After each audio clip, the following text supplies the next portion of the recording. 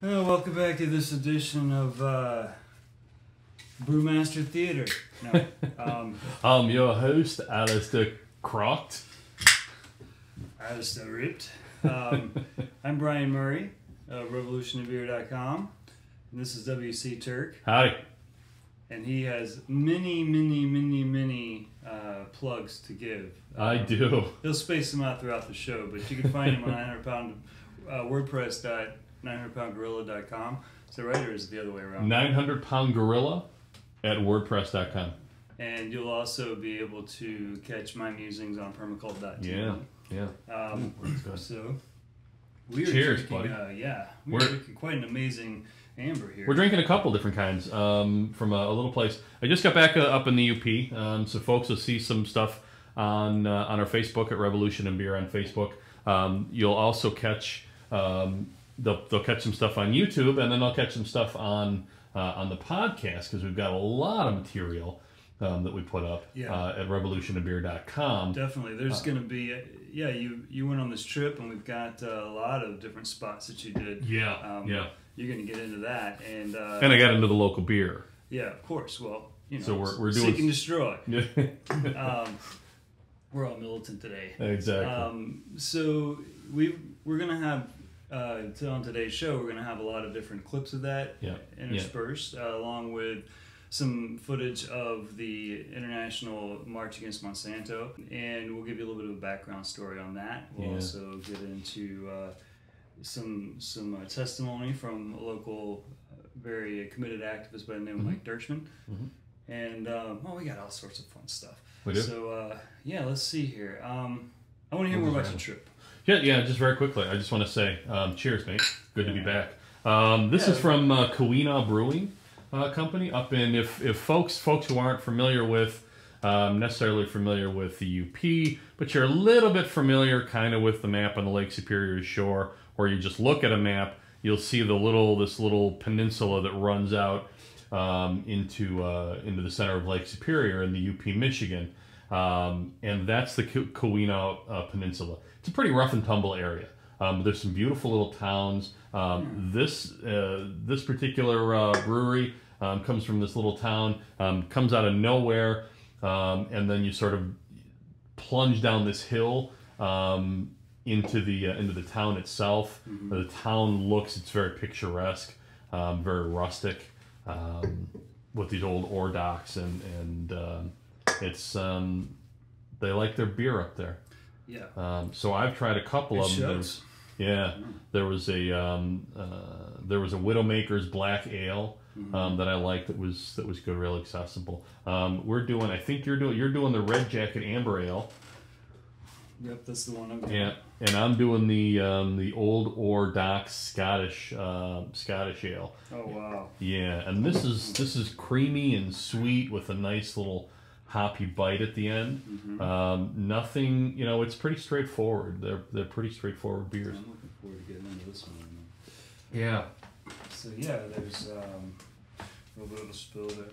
I really dig this can. It's this dude with the mustache and the rough shave and the chest hair. But he's a miner. He's a miner. They're known for their iron ore up there. It's copper industry. Yeah. This is a neat little bit of history.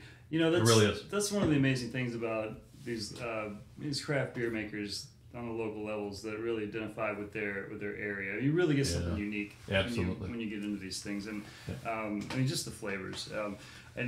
I'll talk a little bit about the Over the Influence, the Art of Craft Beer event that I went to last weekend. Right. Here in a little bit too, and some of the very amusing things that I saw there.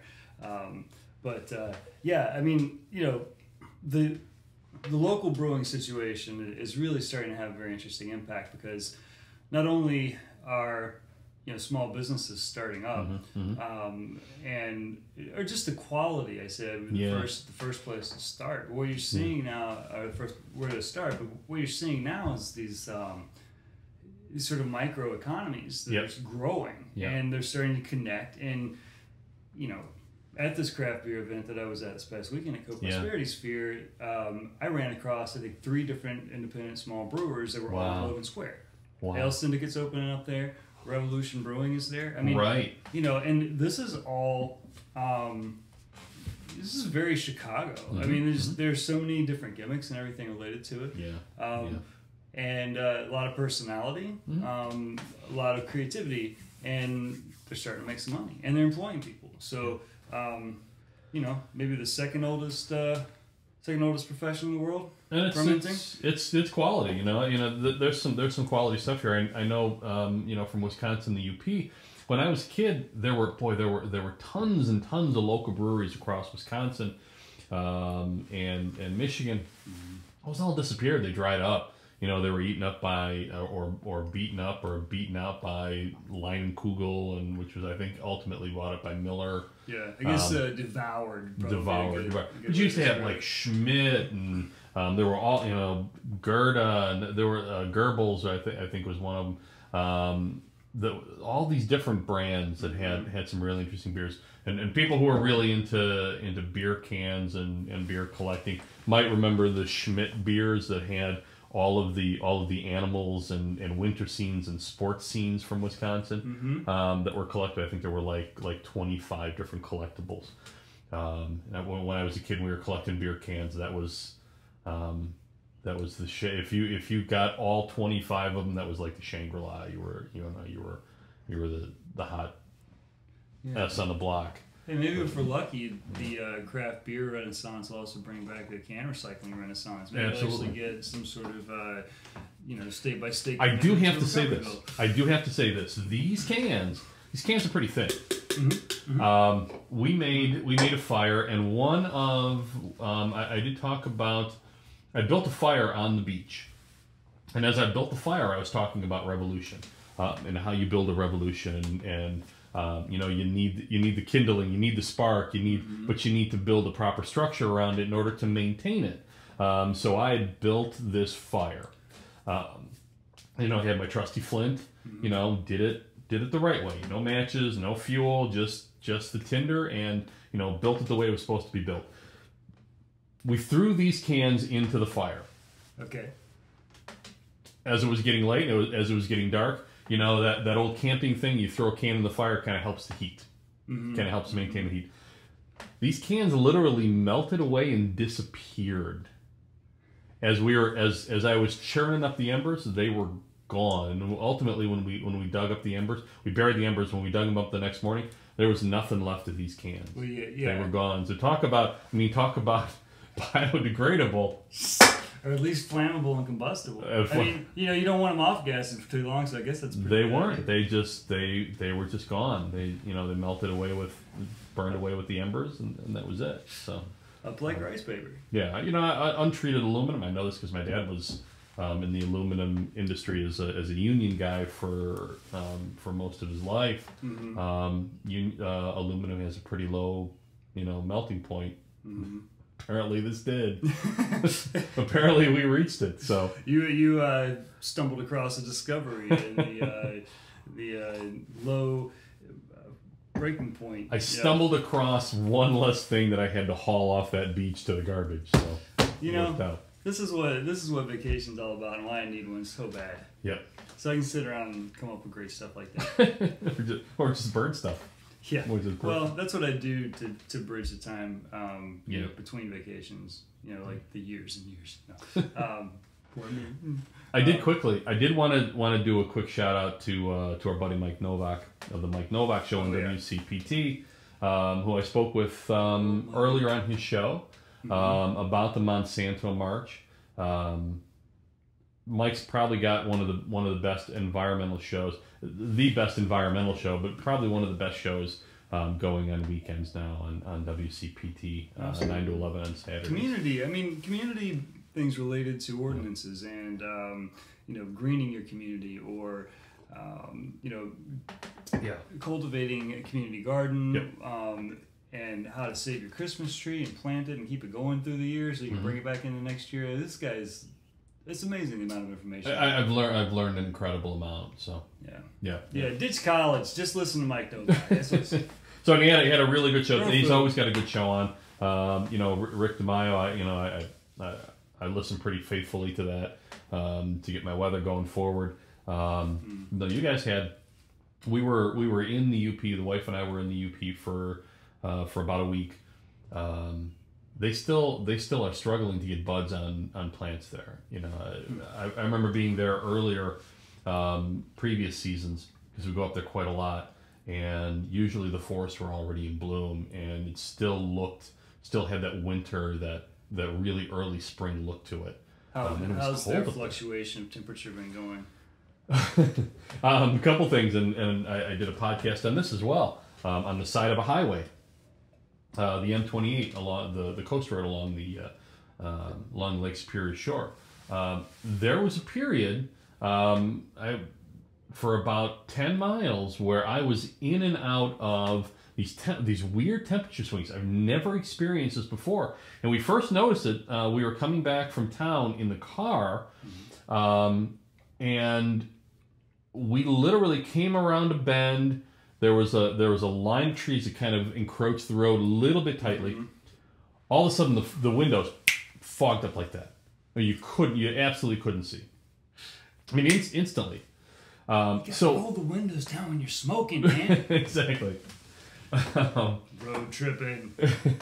Yeah, suddenly we were in a Cheech and Chong movie. But hey man, where are we going? But I did a bike ride, and I have the tripod and the camera with me, just especially up there because it's so beautiful, and things can change in an instant. There's these beautiful vistas. You notice something, if something happens, you catch an animal you really want to capture. So I'm going in and out of these temperature swings literally every few hundred yards. By 10, 20 degrees, where at one point you could see your breath. I would ride maybe 100, 200 yards, and it would be warm. And it was so bizarre. I probably did that 5 or 6 times. So you get a little bit farther up, there's a scenic turnoff, overlooks the lake, and the wife is there waiting for me with her bike. I swing off, and we get to the beach. We're looking at the beach, and you can see the fog moving into this wall across the lake. But there's a gap between the shore and the tree line and the beach, and it looked like this temperature inversion. It looked like the sand was lifting off and sweeping into the trees. But it was the temperature change. It was the fog that was just stunning and dramatic. These different pressure levels coming together around the coast. I mean, that's one of the beautiful things to see. It's just amazing, and especially up there, Lake Superior is so large, and because of where it is, dive in and fill those up. So, good man. I've got to finish. Okay, gotcha. Finish one off for you. Lake Superior is so large, and because of where it sits, and I talk about this a little bit in my first novel, Broken. It's got its own weather system. It really drives its own weather system, and boy, that was really evident this trip. Talking about the shift in temperature every 2 miles, it kind of reminds me of Chicago weather on warp speed or something. I've always felt like Chicago has. I call it nosebleed weather. It's because I come from places that had much more consistent seasons. A lot of people don't think that the southern part of the United States actually has seasons. It actually does. It's just that they're not as drastic as the ones in Chicago. And now Chicago's drastic even within seasons. It's pretty interesting. So I think let's step out and do a quick sort of.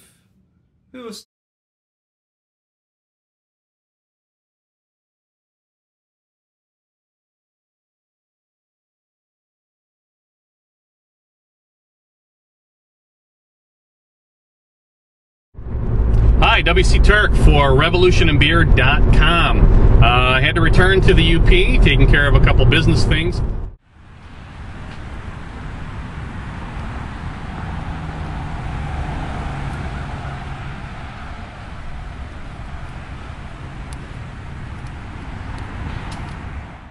On an earlier piece, and I made the statement on the Mike Novak show last week. He was talking about the Monsanto protest. of course, as always, Revolution and Beer on the front lines of those protests.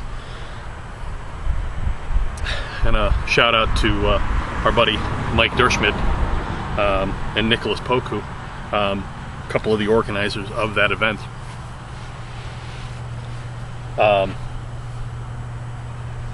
We got a truck going by here. It's getting a little loud. Kind of one of the things, what I said on the Mike Novak show, and what we've been asserting all along is, this is really about free market, and people really believe in the free market in this country, then the minimal call for labeling of products made with genetically modified organisms, GMOs, should be a no-brainer. I mean, if it's about the marketplace, and all these people claim to want to live and die by the marketplace, shouldn't be an issue for them to let the market decide, to let the market really decide. If they don't, it's a market oligarchy, it's a market dictatorship, and it's not a free market. In that case, capitalism is a lie. In that case, everything you've been told about the economy, about business, about everything in this country is a lie, because they have.